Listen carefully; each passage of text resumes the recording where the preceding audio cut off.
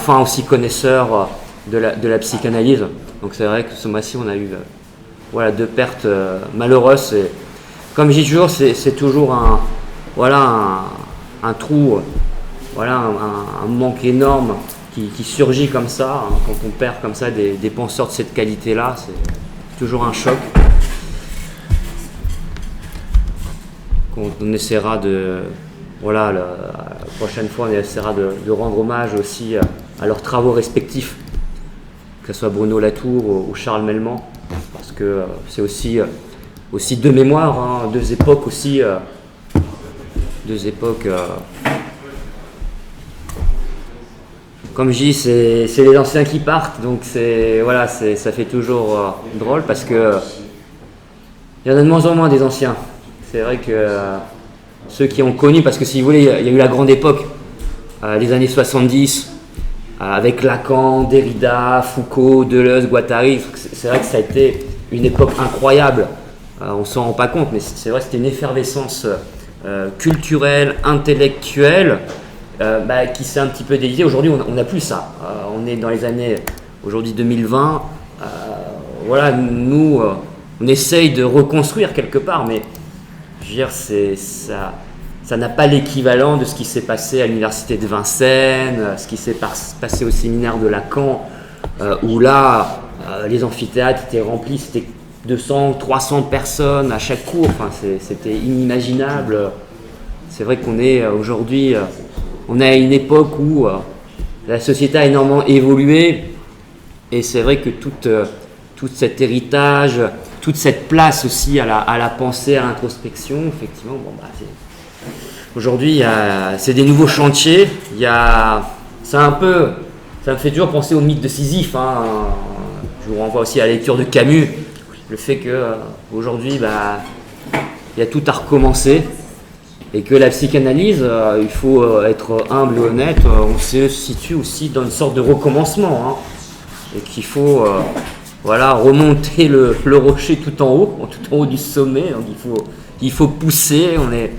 On se retrouve effectivement dans la posture du galérien, mais voilà, on est aussi riché. C'est ça aussi qui est intéressant. On est aussi les dépositaires, les héritiers de tous ces penseurs qui nous ont précédés, et voilà, on se doit aussi quelque part, à la mesure du possible, de nous situer dans leurs pas. C'est ça aussi qui est intéressant, et voilà, on essaie au niveau de la PE aussi d'être fidèle à cela, de tenir une filiation, d'être aussi dans une posture de gratitude, hein, par rapport à tous ces penseurs qui nous ont laissé un héritage incroyable et riche.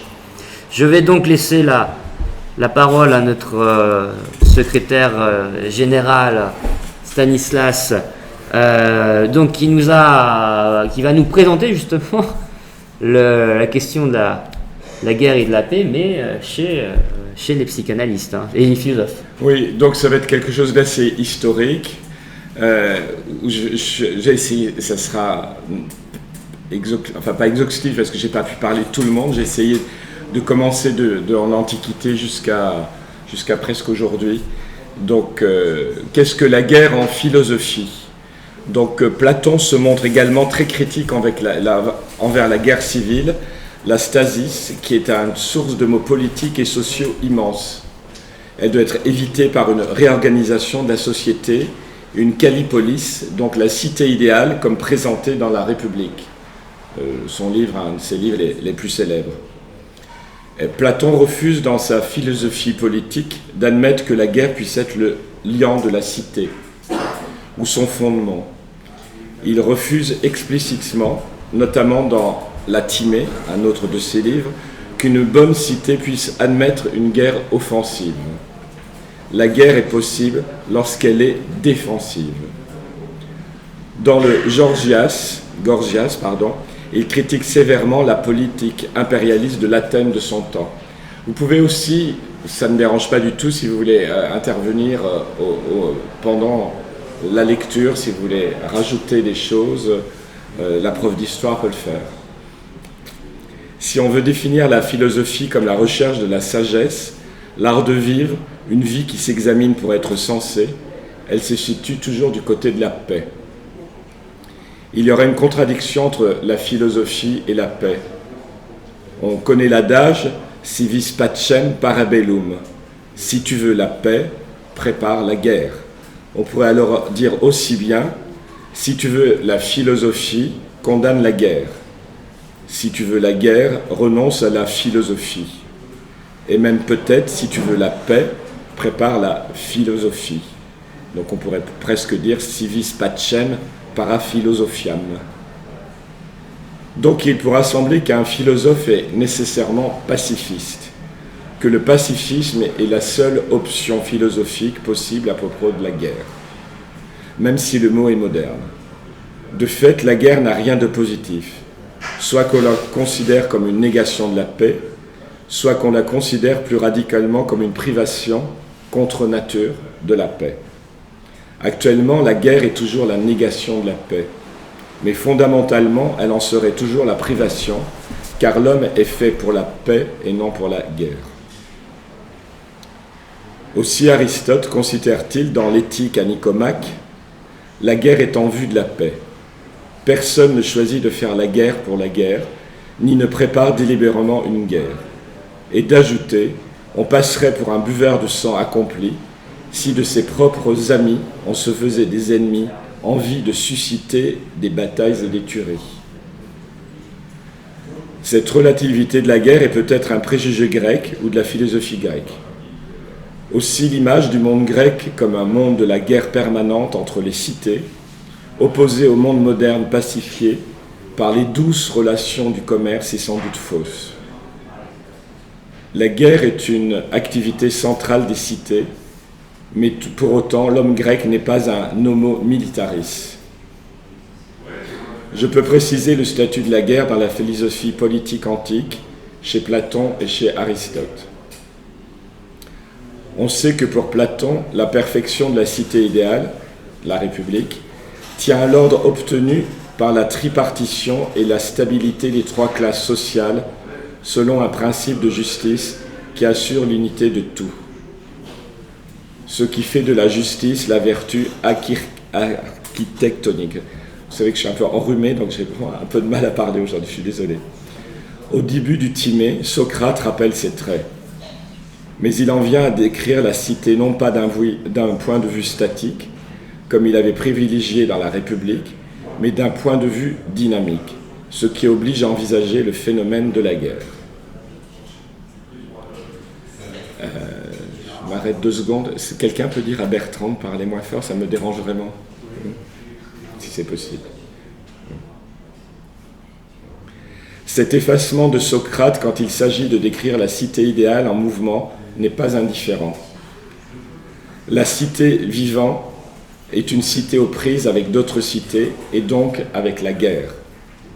Or, la guerre risque de mettre en péril les fondements de sa construction idéale, son unité, son autarcie. La guerre est encadrée par des sièges et s'apparente plutôt avec une compétition organisée, excluant aussi bien la lutte à mort pour anéantir l'être social et religieux de l'ennemi que la conquête pour intégrer entièrement à soi. Quant à la philosophie grecque, l'absence de la guerre était assez remarquable, du moins dans les écrits philosophiques de Platon et d'Aristote. La guerre n'est pas un sujet en soi, et même on a pu parler d'un déni idéologique, au sens du moins de la guerre. La désignation de l'ennemi n'est pas posée par Platon et par Aristote comme une condition ou une caractéristique essentielle de la communauté politique.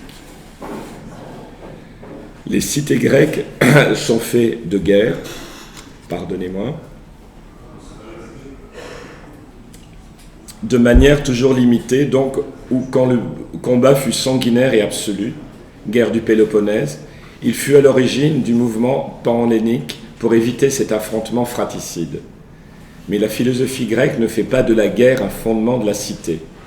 La guerre n'est pas compatible avec l'idéal autarcique de la cité, avec l'épure de la cité parfaite, Platon. Tout simplement, elle ne fait pas communauté, Aristote. Pourtant, la guerre a toujours été un objet philosophique, autant sinon davantage que la paix.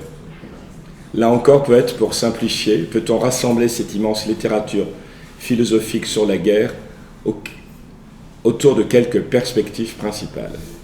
Je suis vraiment désolé pour la voix, j'ai vraiment du mal à parler aujourd'hui. Désolé. La guerre n'est pas d'abord un fait, un humain, mais une dimension constructive du monde et même de son ordre. C'est la guerre en tant que loi ontologique. On pense ici à la philosophie d'Héraclite. La guerre est un phénomène spécifiquement et profondément humain. Pour comprendre la permanence de la guerre, il faut y voir l'expression de la violence et de l'agressivité humaine. C'est la guerre en tant que constante anthropologique. La guerre est le phénomène majeur de l'histoire humaine. L'homme est un être culturel et ou historique. Mais ce qui domine l'histoire, c'est la guerre. C'est la guerre en tant que loi historique. Mais la guerre en elle-même et dans ses formes concrètes interroge la pensée morale. La guerre est-elle injuste par elle-même et toujours immorale ou seulement certaines le sont? C'est la guerre en tant que concept moral problématique.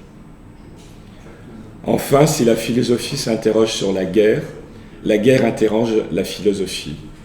De même que la mort du sage est l'épreuve décisive de sa sagesse, de même la guerre est peut-être l'épreuve de vérité du discours philosophique. Que doit être l'attitude de la philosophie face à la guerre?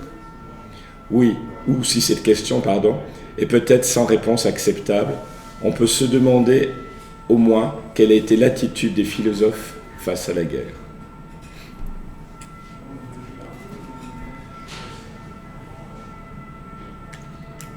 À la fin du XVIIIe siècle, en 1795, le philosophe allemand Emmanuel Kant a conçu à son tour un projet de paix perpétuelle qui est devenu le texte de référence sur cette question.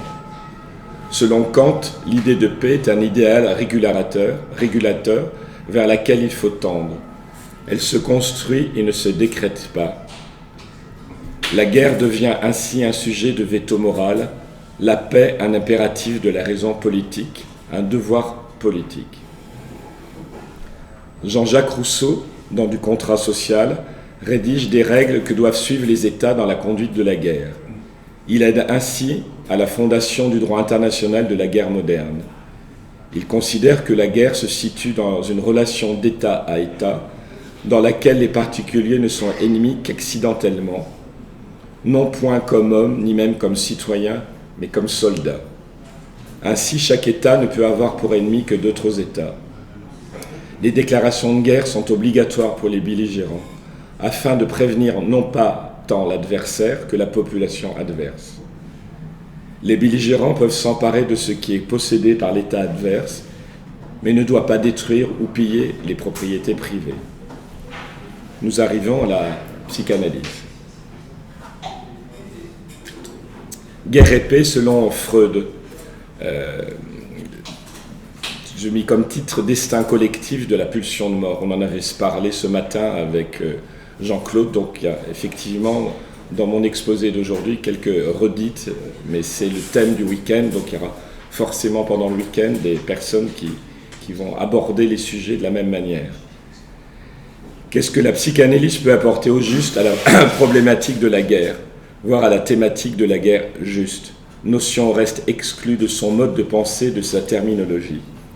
Cette question à la fois élémentaire et fondamentale suppose de revisiter le discours freudien sur la guerre et de voir en quoi il peut aider à mettre en perspective cette problématique de la guerre en son envers inconscient, en ses ambiguïtés et ses enjeux.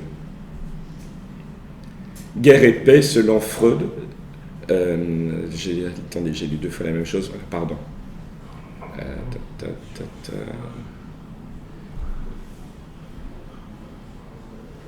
Le mérite de cette notion est du moins de quêter une articulation des notions de guerre et de droit, ce qui cette fois correspond bien au questionnement freudien, sauf à le reprendre à travers une question primaire: pourquoi la guerre?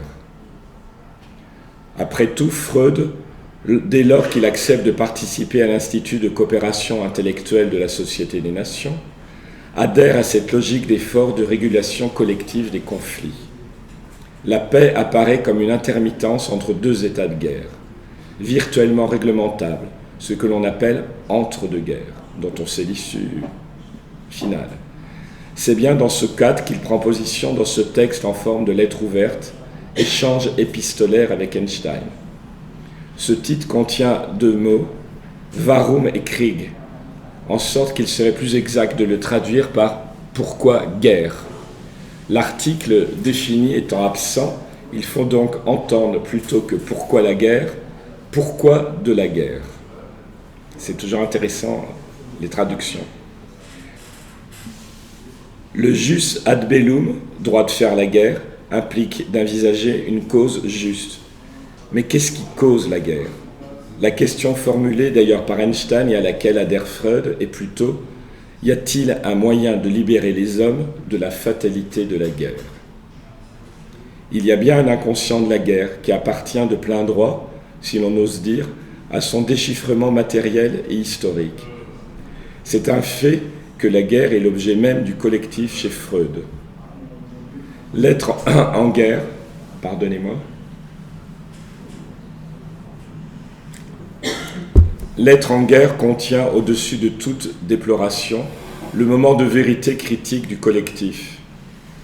En temps de paix, les sujets sont confrontés à des deuils. Là où la guerre, suggère Freud, nous conseille de ne pas nous arrêter à la perte des personnes aimées, ce qui y rend le deuil à la fois plus poignant et plus exclusif. Enfin, la guerre, en désignant les étrangers comme des ennemis dont il est non seulement excusable, mais exigible de souhaiter et de provoquer la mort, vient réguler la paranoïa latente des temps de paix. Toute sa vie, Jung a été préoccupé par le problème de la guerre. Et il n'est presque pas une œuvre de lui qui ne discute des mécanismes inconscients qui nourrissent les conflits entre humains. C'est cependant dans une série de textes rassemblés dans Aspects du drame contemporain qu'il s'est exprimé de la façon la plus complète sur ce sujet, traitant plus spécifiquement de la tempête qui a balayé l'Europe au cours des 2 dernières guerres mondiales. Dans ses études, il se livre pratiquement une psychanalyse du peuple allemand, principal acteur de ces 2 conflits. Puis la guerre froide entre l'Ouest et l'Est ne cessa pas de l'inquiéter. Dans une de ses dernières œuvres, Présent et avenir, publiée peu de temps avant sa mort, il tente de réveiller la conscience de ses contemporains. Aujourd'hui, le second millénaire s'achève et nous vivons dans une époque qui nous suggère des images apocalyptiques de destruction universelle. Fermez les guillemets. L'approche de Jung est toute différente. Il pose en principe que l'on ne peut pas attaquer ce problème comme un désordre auquel nous pourrions remédier par une simple application des règles de la raison. La guerre est un comportement irrationnel et l'on ne peut y mettre fin par une décision de la volonté humaine. Elle s'abat sur l'humanité comme une fatalité devant laquelle la raison est dépassée.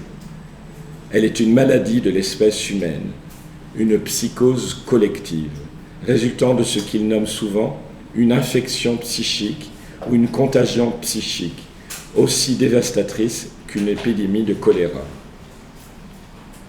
La guerre est irrationnelle, comme l'amour, comme un grand nombre de comportements les plus essentiels. Depuis un grand nombre de siècles, les sages ont rêvé que l'homme se conduise selon les règles de la raison. Jusqu'à présent, leurs efforts n'ont pas donné de grands résultats.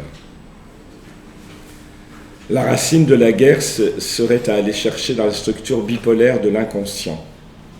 En effet, ce dernier renferme des couples d'opposés qui tiraillent l'être humain et tendent à le diviser.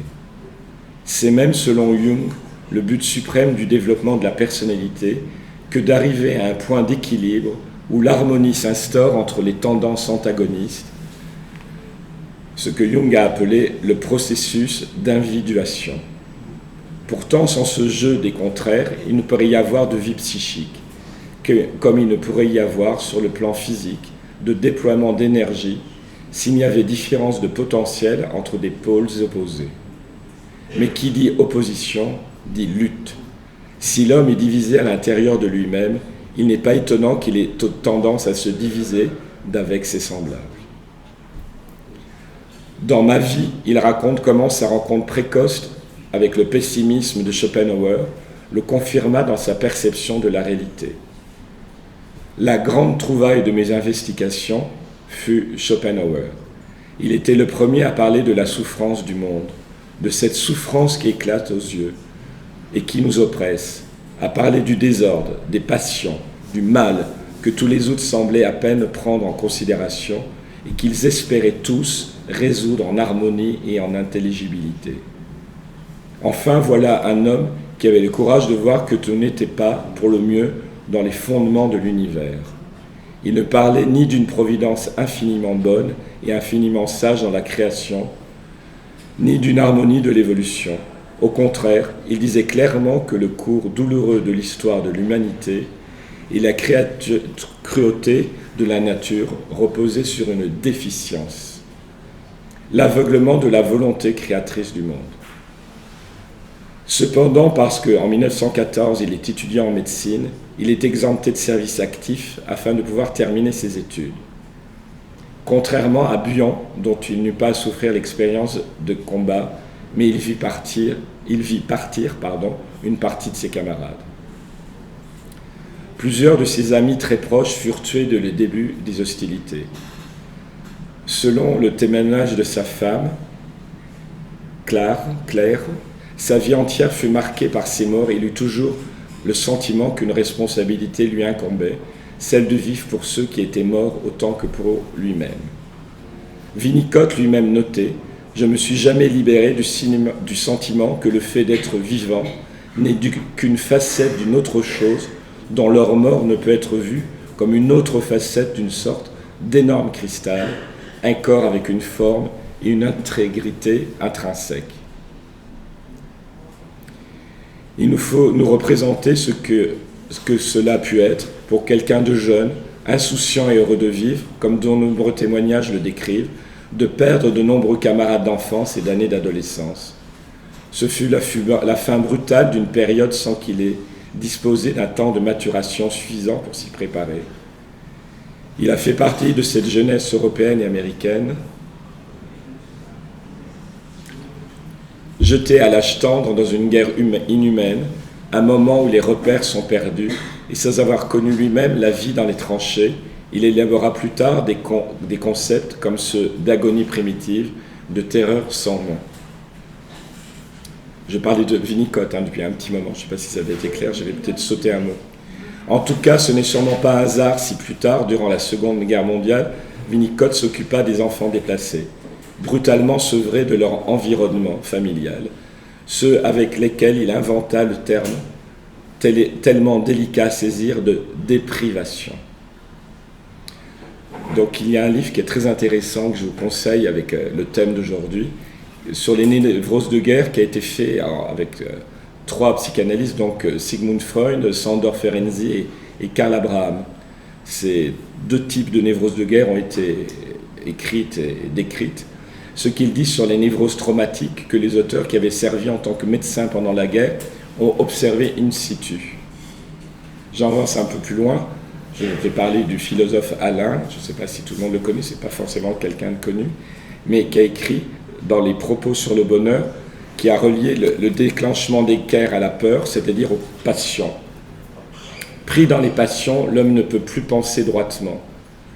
Alain écrit ainsi que la Première Guerre mondiale eut lieu parce que hommes importants furent tous surpris, d'où ils eurent peur. Or, celui qui a peur n'écoute point les raisons. Dans son livre, que j'ai lu dernièrement, Mars ou la guerre jugée, Alain juge la guerre et n'en oublie rien. L'histoire, la révolte, le pouvoir, la situation de soldats, paysans ou prolétaires, la violence, la passion meurtrière. C'est une analyse impitoyable de la guerre et une réflexion de sage sur la paix. Je vous conseille vivement ce livre. Lacan prit position pendant la guerre de 39-45 en ne publiant rien pendant cette période. Et c'est au sortir de celle-ci qu'il publia ses travaux sur la logique collective, différente de celle de la foule, pardon, nez-moi, pire en pire,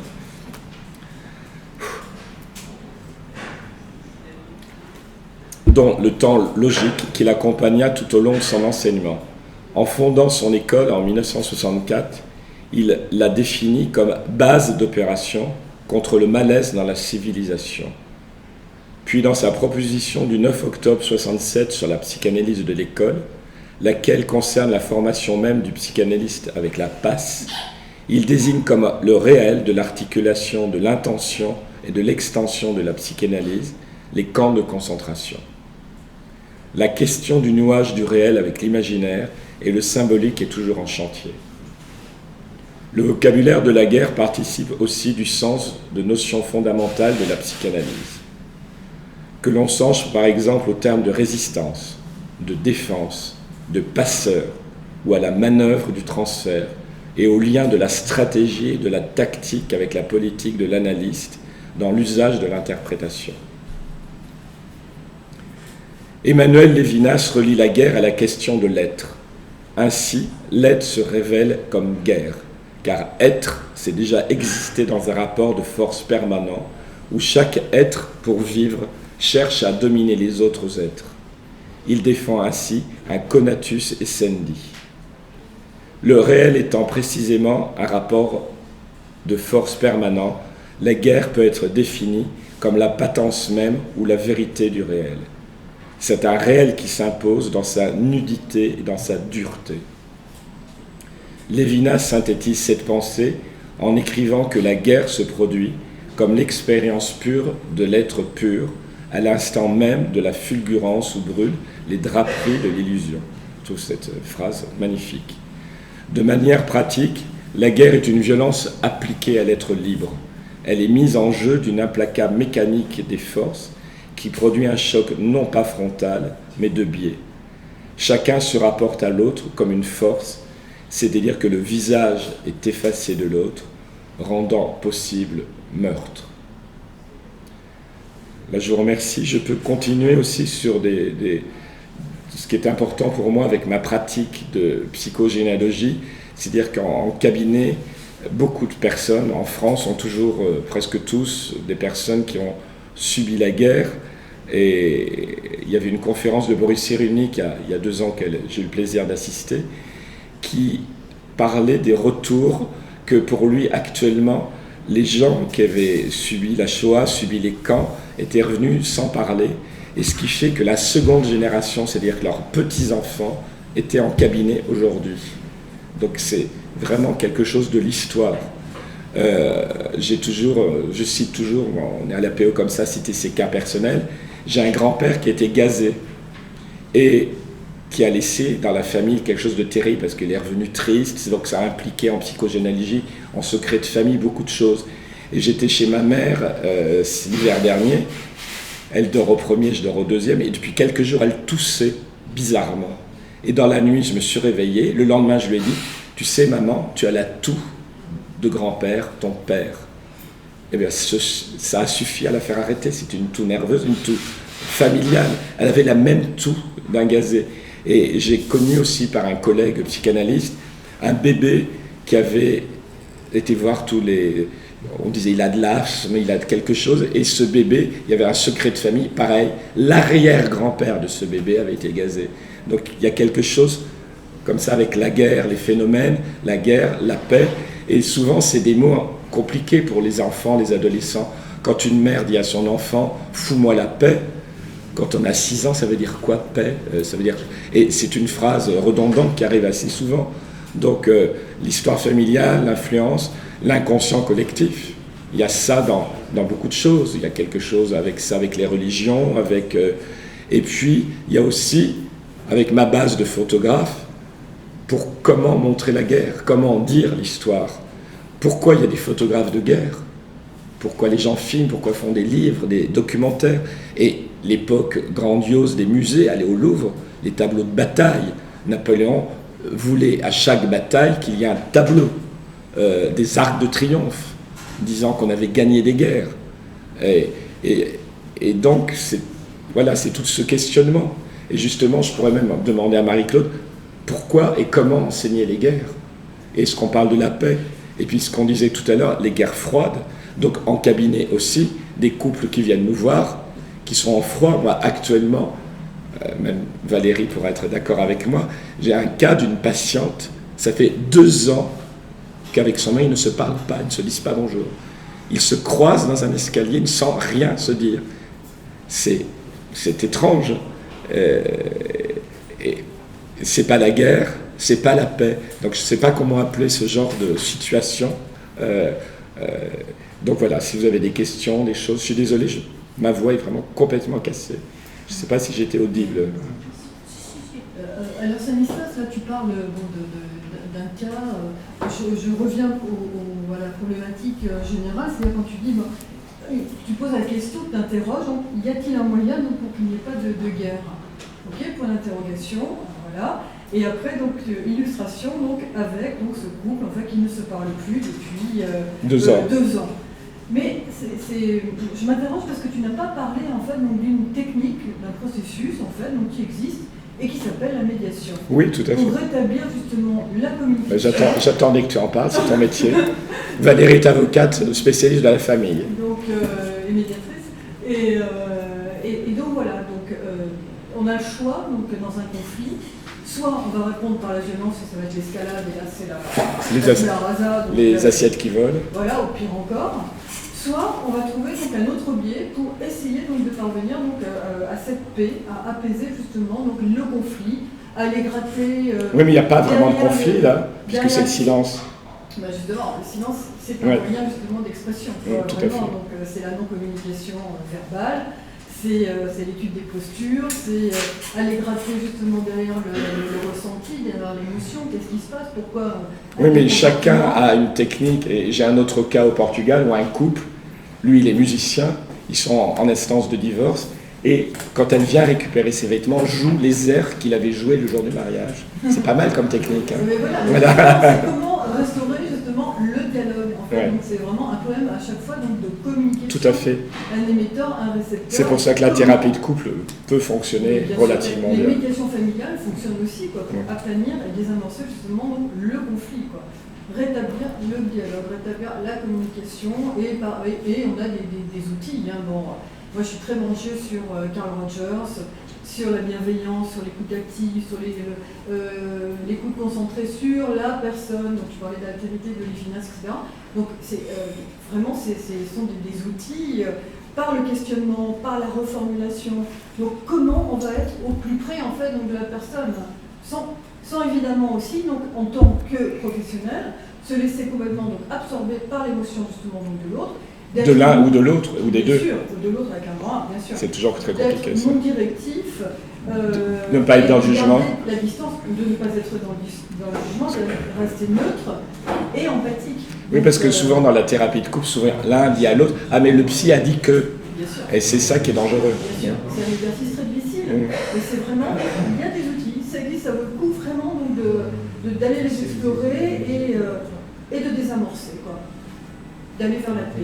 Moi maintenant je me nomme donc avocate de la paix, spécialiste en amiable. Et ce qui est intéressant aussi dans mon parcours, c'est que la guerre et la paix, c'était à la mort de mon père, j'ai remarqué que dans les cimetières, il y avait écrit toujours Requiem Pace. Et donc je me suis juré à cette époque de dire, mais est-ce qu'on ne peut pas être en paix vivant? Pourquoi faut-il être mort pour être dans la paix? Et donc j'ai commencé à travailler avec les moines bénédictins dont leur devise est Pax. Donc j'ai fait tout un travail et là, nous allons, l'APE, on fait un stage dans un monastère bénédictin là, au mois de novembre et c'est intéressant que ces moines, par la prière, par leur chant, tendent et veulent arriver à cette Pax. Donc il y a quelque chose de vraiment intéressant. Et une maman, quand elle dit « fous-moi la paix », ça serait bien qu'elle aille un peu plus loin pour que cet enfant, on en parlait ce matin, qu'avec l'éducation, la guerre et la paix, on explique tout ça. Mais j'aimerais bien que Marie-Claude, en tant que prof d'histoire, comment justement la guerre et la paix, comment ça se passe et comment vous pouvez relier ça à la psychanalyse. Marie-Claude est prof d'histoire. Alors SNCM, certainement différemment que la manière dont on a pu tous connaître pour le plus âgé d'entre nous. Aujourd'hui, il n'y a plus d'événementiel, on ne parle plus, on raconte plus l'histoire. On l'étudie, quand un objet d'étude, par exemple, ce qui en ressort, on en parlait tout à l'heure avec Jean-Claude, c'est l'idée de brutalisation. Là, c'est clair. On met en évidence l'aspect moderne de la guerre. Aujourd'hui, c'est comme ça qu'on l'étudie. Les outils qui sont utilisés, quels qu'ils soient, peu importe les adversaires, les outils, les moyens, les buts, les finalités, et puis cette idée de guerre moderne. Moi, je faisais aussi la réflexion, parce qu'on l'enseigne aussi. Je me souviens quand j'enseigne l'Empire romain. En fait, les Romains, ils ont conquis, certes, mais ils se sont fait accepter par la paix. C'est parce qu'ils ont proposé la paix que les peuples ont accepté leur romanisation et ont réclamé cette citoyenneté dont on parlait tout à l'heure. C'est comme ça, ils se sont imposés par les légions, mais c'est en proposant un territoire qui leur permettait de vivre en paix et de prospérer qu'ils ont pu accepter la paix. Et la présence romaine, je pense que c'est le lien avec la psychanalyse, c'est ça, c'est d'arriver à cette paix. Qu'est-ce qui fait qu'on renonce au conflit? Mais il disait en plus la Pax Romana. La Pax Romana. La Pax Romana. La Pax Romana, c'est cette idée, ce concept qui a fédéré les peuples. Mais ce qui est intéressant, c'est qu'il y a aussi, pour arriver à cette paix, ils ont fait des routes, des voies romaines, des statues, ils ont mis la culture et l'éducation dedans. Ils ne sont pas arrivés de toutes les forces. Et ils n'ont pas uniformisé. Enfin, un petit peu. Bertrand? Oui, alors, est-ce que justement c'est pas intéressant la Pax Romana, parce qu'en fait elle est fondée sur l'idée de conflit, c'est-à-dire que si je touche un citoyen romain, n'importe où dans l'Empire, les gens arrivent et anéantissent le peuple qui a touché ce citoyen romain. C'était ça l'intérêt de la citoyenneté romaine. C'est comme la doctrine américaine anglo-saxonne, quand il y a un otage, on ne paye pas, on laisse. Mais en revanche, on ira tuer les ravisseurs, la famille des ravisseurs, les cousins, etc. Oui, c'est œil pour œil, dent pour dent. Voilà. La paix romaine, c'était ça. Alors, excusez-moi, je suis romaine. Ave César. Personne n'est parfait, je suis romaine. Cette notion de Pax Romana, pour un Romain, même aujourd'hui, donc les Romains, à Rome est encore senti et encore vécu. C'est une notion, une façon d'être. C'est un tout. La Pax Romana, ça veut dire que vous faites partie, comme d'une grande famille, d'une façon de vivre, d'une façon d'être. Il faut dire que les Romains avaient, j'ai fait des fleurs, hein, c'est pas moi qui a fait les achéliques et autres, avaient quelque chose, c'est vrai, ils y allaient en conférence, mais quand vous regardez de près, ils avaient l'intelligence de prendre ce qui était chez eux, de l'améliorer et de le reproposer. En fait, le principe, c'est, alors qu'on va toucher à Rome, hein, c'est mieux de vivre dans une maison avec des termes de l'eau courante, machin, que vivre au milieu de 4 routes avec pas de terre, pas de flotte, pas de machin. Donc c'était un principe d'élite. On fondait des villes là où il n'y avait rien, donner envie. Voilà, pour donner envie. Et ça rentre dans ce contexte-là. Du coup, étant une élite, si on blesse quelqu'un qui fait partie de cette élite, de ce groupe-là, évidemment, la répercussion, ce sera dramatique, mais c'est aussi un principe de meute. Si quelqu'un à l'intérieur de la meute est touché, les autres, ils auront très peur. Et puis, justement, on va regarder Carthage, parce que Carthage était une ville qui était puissante. Il fallait... Carthage, le principe, c'est ça. Il y a une seule élite, une seule tête, une seule grande ville. Il n'y a pas deux villes, il n'y a pas Rome et Carthage. Il y en a une. Donc c'est ça aussi. D'ailleurs, Scipion qui a détruit... Scipion l'Africain qui a détruit Carthage. En fait, son petit-fils adoptif Scipion Émilien, pour moi c'est vendu comme ça, c'est le premier ouvrage de psychologie ou de psychanalyse, c'est le songe de Scipion, de Macrobes. En fait, on raconte un songe, c'est dans la République de Cicéron, dans les fragments, il y a un passage, c'est un songe, où Scipion raconte qu'un jour il s'est endormi, il s'est retrouvé sur la lune, il y avait son grand-père adoptif, Scipion l'Africain, et son père biologique Paul-Émile, donc Scipion les Liens. Et en fait, ils lui disent voilà, tu dois choisir la voie la plus le bien. Donc, est-ce que tu choisis la voie ou la République?